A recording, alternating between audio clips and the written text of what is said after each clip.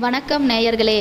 இன்று தமிழ் திரையுலகம் ஒரு ஈடு இணையற்ற கலைஞனை, திரைக்கதை மன்னனை இழந்து தவித்துக் கொண்டிருக்கிறது. ஆம், இயக்குனர், நடிகர், வசனகர்த்தா என பன்முகத்தன்மை கொண்ட பாக்யராஜ் அவர்கள் நம்மிடையே இல்லை என்ற செய்தி ஒட்டுமொத்த திரையுலகையும் கோடிக்கணக்கான ரசிகர்களையும் பெரும் சோகத்தில் ஆழ்த்தியுள்ளது. 73 வயதான பாக்யராஜ் அவர்கள் திடீர் மாரடைப்பு காரணமாக சென்னையில் காலமானார் என்ற செய்தி வெளியான நொடியிலிருந்து திரையுலகமே நிலைகுலைந்து போயிருக்கிறது. சாதாரண மனிதர்களின் வாழ்வியலை யதார்த்தமான நகைச்சுவையுடன், நேர்த்தியான திரைக்கதையுடனும் வெள்ளித்திரையில் காட்டி ஒரு மேதை இன்று நம்மை விட்டு பிரிந்திருப்பது தமிழ் சினிமாவில் வரலாற்றில் ஒரு மிகப்பெரிய வெற்றிடத்தை உருவாக்கியிருக்கிறது. இந்த துக்கச் செய்தியை கேட்டு திரையுலகைச் சேர்ந்த பல முன்னணி நட்சத்திரங்கள் பாக்யராஜின் இல்லத்திற்கு விரைந்து சென்று அவரது உடலுக்கு அஞ்சலி செலுத்தி வருகின்றனர். அந்த வகையில் நடிகையும் இயக்குனருமான குஷ்பு அவர்கள் நேரில் சென்று கண்ணீர் மல்க பாக்யராஜின் உடலுக்கு அஞ்சலி செலுத்தினார். பாக்யராஜுடன் பல சகாப்தங்களாக நெருங்கிய நட்புறவை கொண்டிருந்த குஷ்பு அங்கு அவரது குடும்பத்தினரை சந்தித்து ஆறுதல் கூறிய காட்சி காண்போரை உருக்குவதாக இருந்தது. பாக்யராஜின் மறைவை என்னால் ஜீர்ணிக்க முடியவில்லை என்றும், தமிழ் சினிமாவை ஒரு மிகப்பெரிய சக்தியை இழந்துவிட்டது என்றும் அவர் மிகுந்த மனவேதனையுடன் குறிப்பிட்டார். இந்த தருணத்தில் பாக்யராஜின் மகன் சாந்தனு பாக்யராஜ் மிகுந்த மனவேதனையிலும் தனது கடமைகளை செய்து கொண்டிருந்த விதம் அனைவரையும் நெகிழ்ச்சியில் ஆழ்த்தியது.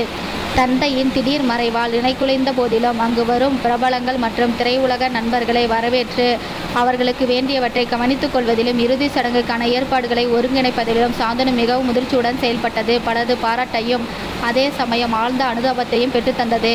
ஒரு மகனாக தனது தந்தையை இழந்து தவிக்கும் அந்த நேரத்திலும் அவர் காட்டிய அந்த பொறுப்புணர்வு பார்ப்பவர்களை கலங்க வைத்தது.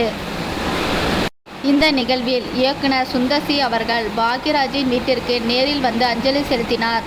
சுந்தர் சி அவர்களும் பாக்யராஜிற்கும் இடையிலான தொழில்முறை மற்றும் தனிப்பட்ட நட்பு நீண்ட காலமானது. பாக்யராஜின் உடல் வைக்கப்பட்டிருந்த இடத்திற்கு வந்த சுந்தர் சி அங்கு அமர்ந்து பல நிமிடங்களாக தனது மௌனத்தால் அஞ்சலி செலுத்தினார். பின்னர் சாந்தனுவை கட்டிப்பிடித்து அவர் ஆறுதல் கூறி அந்த நிகழ்ச்சியான தருணம் அங்கு கூடியிருந்த அனைவரின் கண்களையும் புலமாக்கியது. ஒரு குருவாகவும் வழிகாட்டியாகவும் திரையுலகின் அடையாளமாகவும் திகழ்ந்த பாக்யராஜின் மறைவு சுந்தர் சி போன்ற கலைஞர்களுக்கு மிகப்பெரிய இழப்பாகவே கருதப்படுகிறது. திரைப்படங்களை வெறும் பொழுதுபோக்காக மட்டும் பார்க்காமல் அதனுள் குடும்ப விழுமியங்களையும் நகைச்சுவையையும் சமூக கருத்துக்களையும் இணைத்த வித்தை பாக்யராஜிற்கு மட்டுமே கைவந்த கலை. 1979 சுவரில்லா சித்திரங்கள் தொடங்கி அந்த 7 நாட்கள், முந்தானை முடிச்சு, சின்ன வீடு, மௌன கீதங்கள் என அவர் இயக்கிய ஒவ்வொரு படமும் தமிழ் சினிமா ரசிகர்களுக்கு ஒரு பாட புத்தகம்.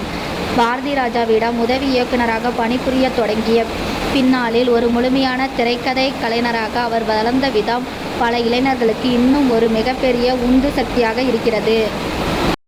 பாக்யராஜ் மறைந்தாலும் அவர் விட்டு சென்ற திரைக்கதைகளும் நகைச்சுவை காட்சிகளும் என்றும் அழியாத கதாபாத்திரங்களும் தமிழ் சினிமா இருக்கும் வரை நிலைத்திருக்கும். அவர் மறைந்தாலும் அவர் விதைத்த திரைக்கதை தத்துவங்கள் பல தலைமுறைகளை வழிநடத்தும் என்பதில் ஐயமில்லை. ரசிகர்கள் பலரும் சமூக வலைதளங்களில் கண்ணீர் அஞ்சலியை செலுத்தி வருகின்றனர்.